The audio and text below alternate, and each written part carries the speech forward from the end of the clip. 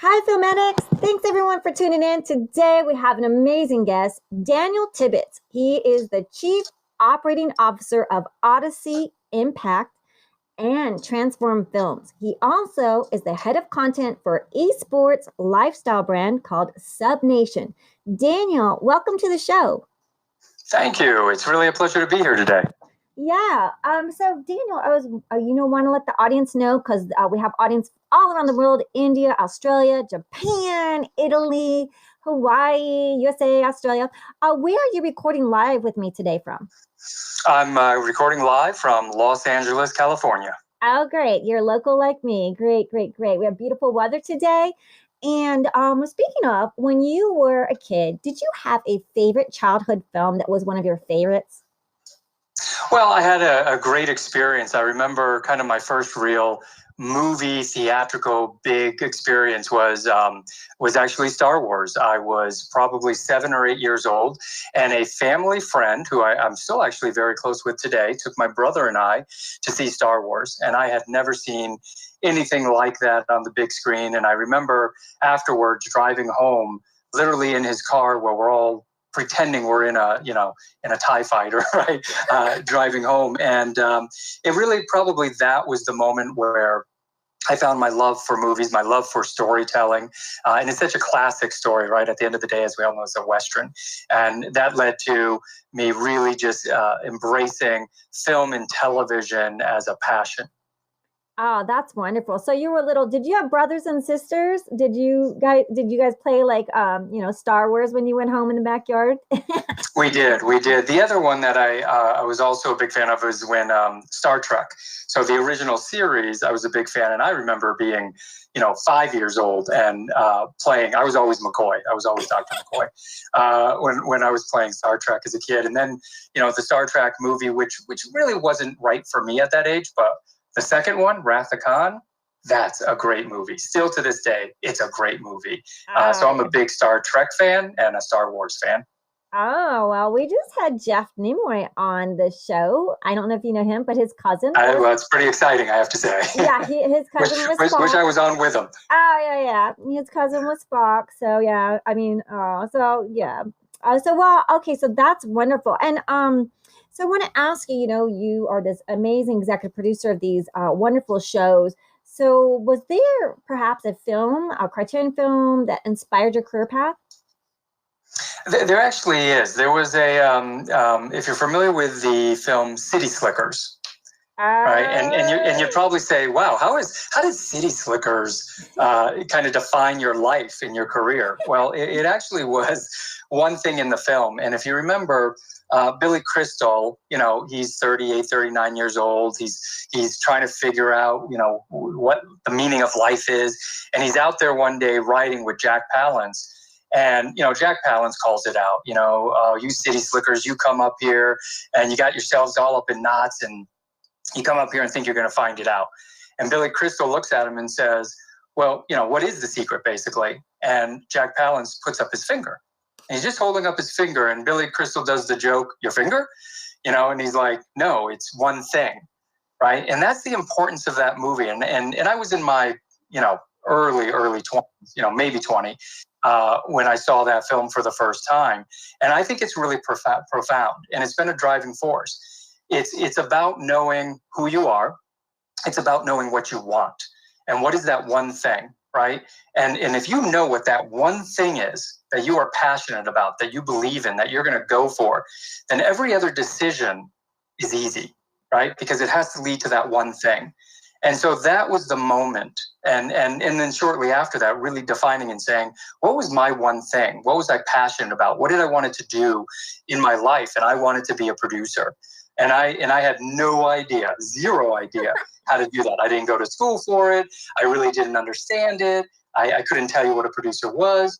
But at that moment, I said, that's the one thing. I'm going to be a producer. And all these years later, I did it.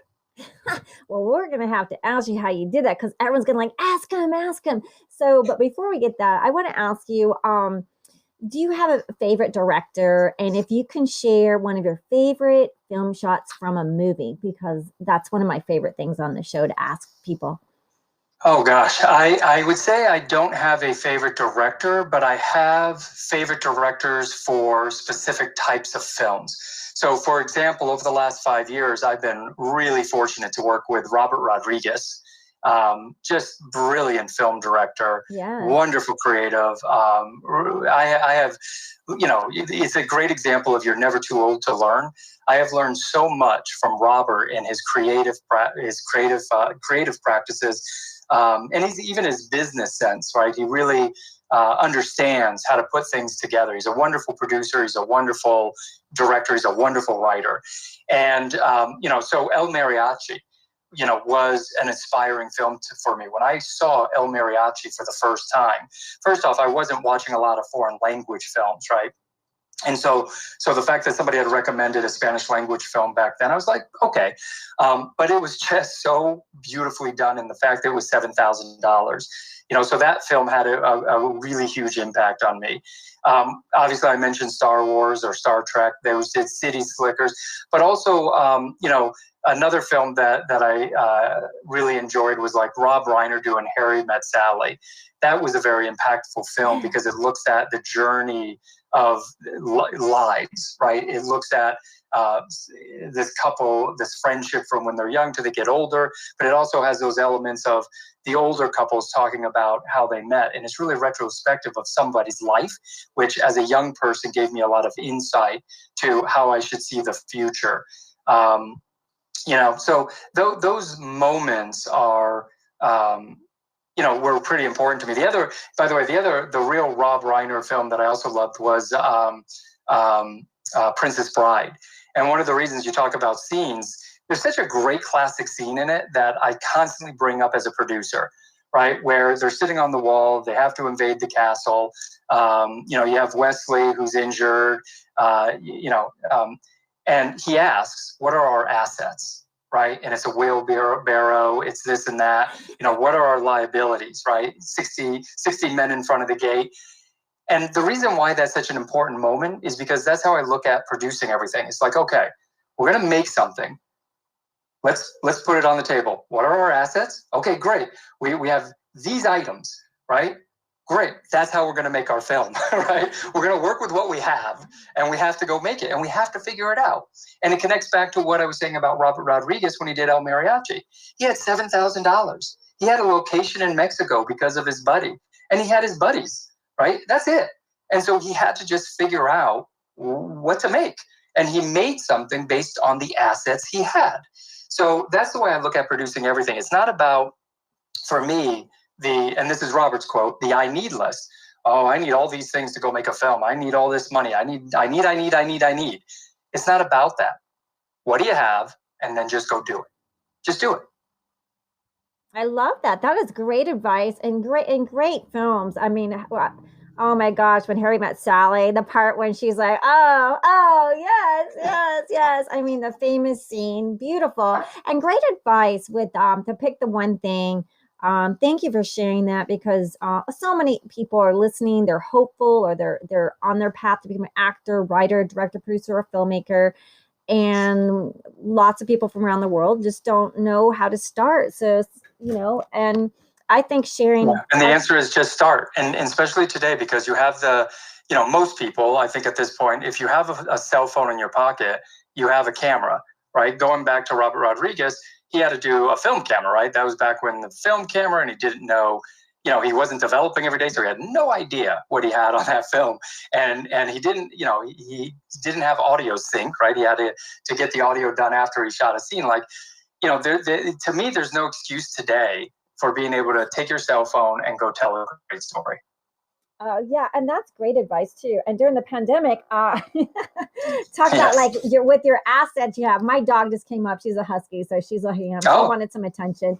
So yeah, I think a lot of us have been doing podcasts because we, I've been looking at Daniel's mic, everyone. I'm so jealous. I'm just so jealous. He's like got this beautiful mic. Are we allowed to even say what kind of mic it is? I'm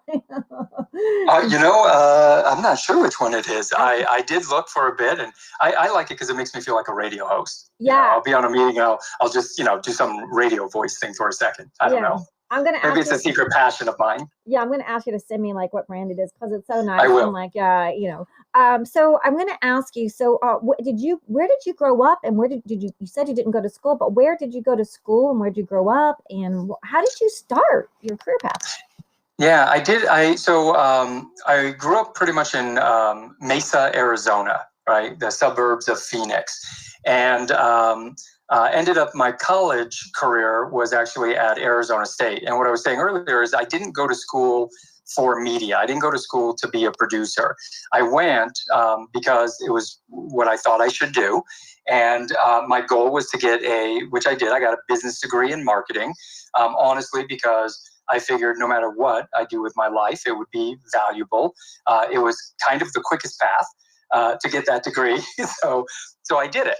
And how I started was actually, it was a year after I graduated from college. I had no career path. I had no kind of, that one thing hadn't hit me yet. Wasn't sure what I was going to do with my life. And I went to go visit a friend of mine who worked at the PBS affiliate at ASU, Arizona State University. And he showed me around, and there was this room with all these monitors and all these chairs.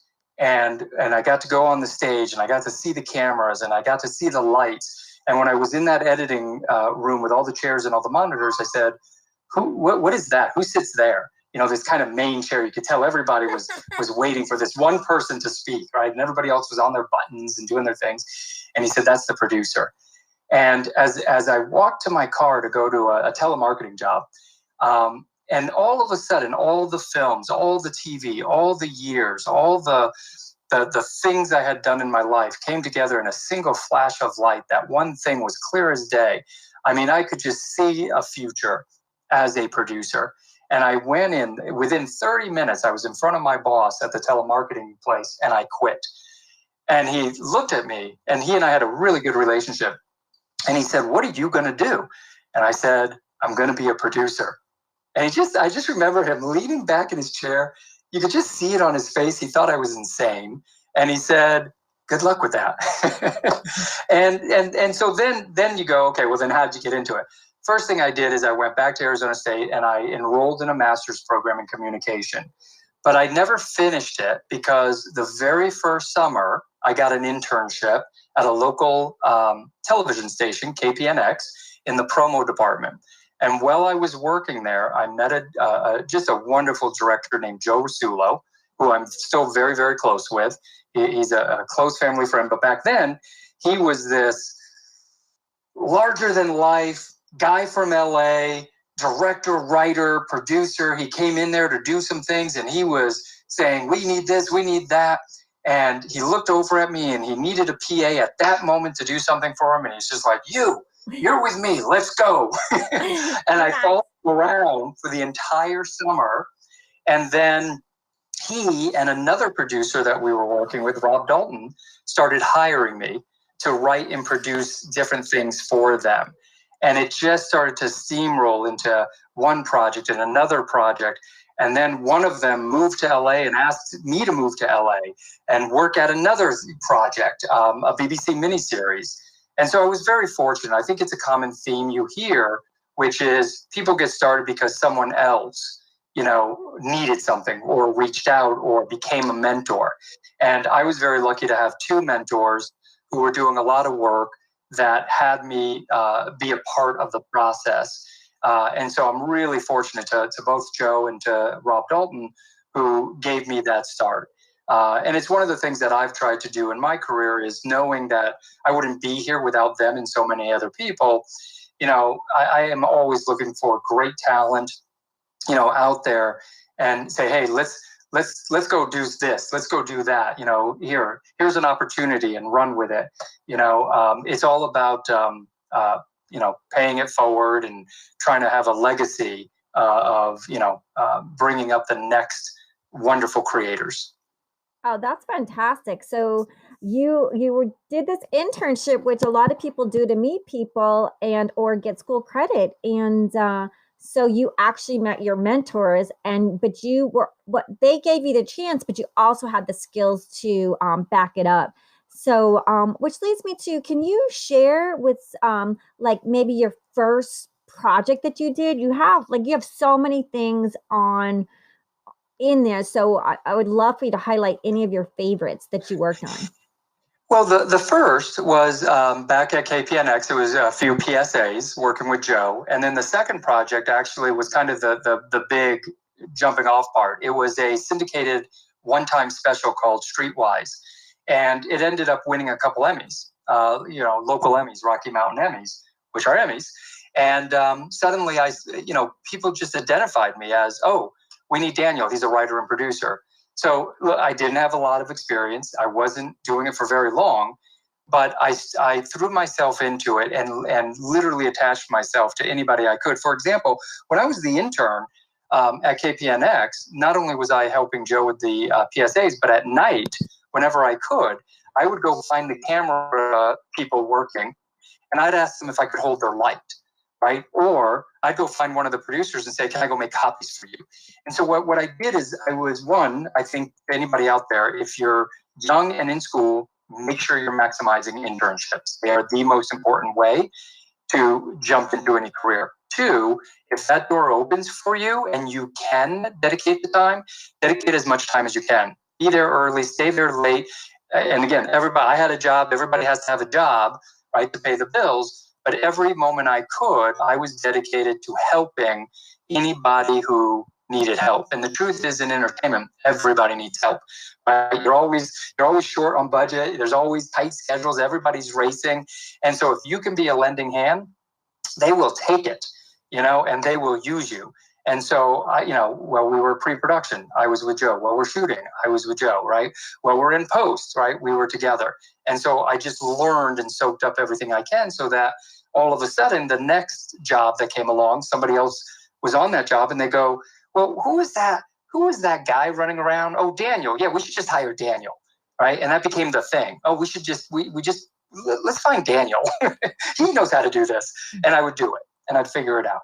I love that. So you were the go-to. So can you tell me, you have some amazing films that you were part of. You got the Emmy on your first project, and you also are known for Hood River, Machinimas, Chasing the Cub, The Street Fighter, Resurrection. Do you want to maybe pick your how you came about to those films? So the big shift I made out of non-scripted was to get into scripted. And I worked with two amazing producer, writer, showrunners, Bob Papazian and Jim Hirsch. And they hired me to be their development executive. And we did a couple TV movies for Lifetime and some other networks. A Mother's Testimony and Face Value, and a couple of those were TV movies. But the big project we did together was the HBO series Rome. So that was probably the biggest scripted project I was ever involved in. At the time, it was the most expensive series in television history. And so, if you remember the HBO series that launched in Rome, this was a while ago, 2005, it really redefined scripted television series, and led to some of the bigger series that came after, like Deadwood, and even Game of Thrones, right? Game of Thrones' kind of predecessor was the series Rome. So really proud of that one. And that I originally worked on with William J. McDonald, who is the executive producer and co-creator. And together, he and I went and got John Milius involved. So I got to work with the great John Milius. And then the showrunner was Bruno Heller. And so that was again, as a young, producer development executive, I got to work with some of the top people in the industry very early. Some of the ones you've mentioned is after Rome, I went back to non-scripted, ended up at Fox, and created one of the first original scripted series for mobile, right? So before we had feature phones, iPhones and Android devices, or the smartphone, there were feature phones. And, they were the flip phones, they were the Razors, and they didn't have video players on them. Flip phones, yeah. But I'm sorry? The flip phones, yeah. Yeah, the flip phones, they were the early phones. I created something called the Mobisode, worked with Mitch Feynman and Lucy Hood. We sold it to Verizon, and that became the first original series to launch on a cell phone in the US back in 2005. And so that was my jump into a whole new arena of what I'll call digital, right, and mobile first. So branching from television to this new medium. And then same story, I remember talking to my boss at Fox and saying, I'm going to go make television for cell phones. Now, this is 2005. So he sat back and he kind of looked at me and he goes, okay, that wasn't a thing yet, right? We weren't talking about that. But we ended up creating actually original shows for all the carriers back then, all the different phones, all the different devices. We were early developers on iPhone and Android devices. And so that's just some backstory, because that's what led me to Machinima, which was a lifestyle gaming company that primarily had its channel on YouTube. And when I joined, we really focused on going from gameplay YouTube content to some really interesting IP, like the Transformers, like Street Fighter, and being able to, for me, work with those brands, find a way to tell those stories on a digital first platform like YouTube. That was kind of the unique perspective, right? Because it's very different than television, very different than certainly what we did with Rome. Here, certainly at that time, we were talking about shorter form. We were talking about, the budgets were much smaller. You didn't have the originals that you now see with Netflix and Amazon and everything else. So we were kind of the pioneers, right? Creating some of that original scripted and non-scripted content for digital first platforms, whether it was mobile or .coms, let's say. Yeah. A funny tidbit, because I was like, I wonder if that's Machinima from YouTube, because I'm actually a partner with Machinima. So you're speaking. Oh, okay. Yeah. I had all these like quirky, funny spoofs, like Independent Jones, James Blonde. I just did all these funny little skits on YouTube. But so yeah. Oh, that's fantastic. Yeah, and I was born in Italy, so when you're talking about Rome, I saw that. Now, is my memory correct when it was like a lot of English actors, right? Yes. Right? And yes. I'm like, what's up with the English actors playing these? What? Like, that was the one thing when I was watching it. I'm like, can't they pick American actors or it's some Italian actors? They're all English, but was that like a thing, or what was that about? Well, it is kind of, actually, it's funny. It is kind of a thing. So the original, like, if you go back to the meeting with Bill McDonald and I, where this whole thing was pretty much dreamt up, was the pitch was I, Claudius meets Gladiator, right? The film Gladiator hadn't come out yet when we first developed this, but Bill knew about the film and he was telling me about it. And, I was a fan of I, Claudius, right? Again, strange thing for a kid to be a fan of, but when that came out, right, I was really young. But so I, Claudius meets Gladiator was the idea. And if you remember, I, Claudius did have the English accent. Okay. But what I would say is, I think there's something interesting about, and yes, obviously in the Roman period they didn't have English accents, but it seems like something people are willing to accept, maybe more than let's call it an American accent, right? It's just kind of, there's something creatively that I think people will, the suspension of disbelief can be there, probably more if they have an English accent than if they didn't. Yeah. I know that sounds crazy, but it seems to work. Yeah, and now the Pope has, Jude Law. You're like, again with the English guy, playing the Italian. But HBO has some incredible shows. So what? Because you've done like TV, a lot of executive producing of TV shows and the scripted world. How hard is that process to get a TV show on there? Obviously with you, it's easy, but No, I'll tell you, it's I've been very fortunate. I think, one of the key elements is, it does come down to a great story. Yes, right. You have to have a great story. I would say today, like if I looked at Rome today, I couldn't sell that the way we did then. We really sold it off of a pitch. We sold it off of the fact that, we had Jim Hirsch and Bob Papazian. We had William J. McDonald. We didn't have Bill Milius when we originally pitched it, but definitely getting John Milius, getting a John Milius that's all the right elements to get something to move forward. So I think that's the key is, and again, to people out there, because I know a lot of people have amazing scripts, right? And amazing stories. And they're asking, well, how do I get this made? Yes, somebody could read that script and go, I'm going to make this. That does happen. The odds are greater to get it done if you package it. Is there a star? Is there, especially in the series business, a showrunner, right? Or with the films, is it a director? So you mentioned Hood River, which is a feature doc that I executive produced in the last year, a year and a half. And, so two elements there. One is Robert Rodriguez, right? And the other is Stephen Cantor. And Stephen Cantor was the director. Robert was the executive producer, but Stephen Cantor was the director. And Stephen has great credentials as a feature doc director for this type of very impactful film.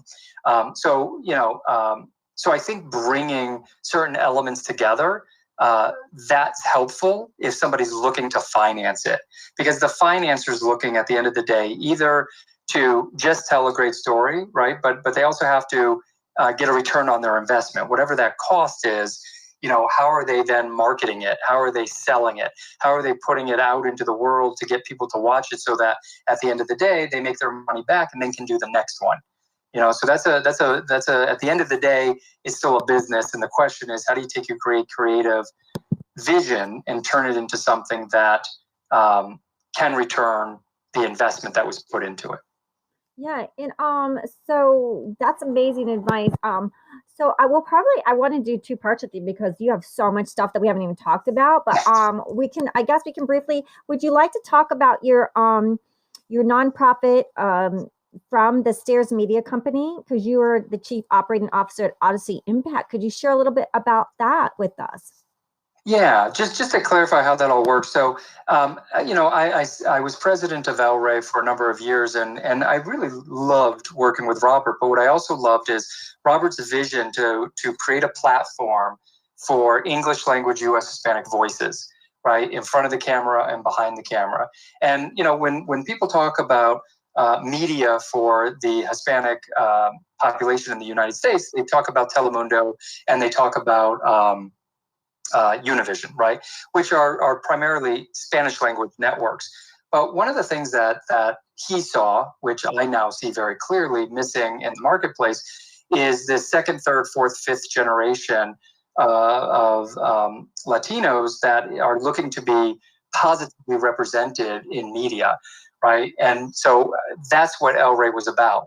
And what I loved about that is we were telling great stories, but we were doing it with mission.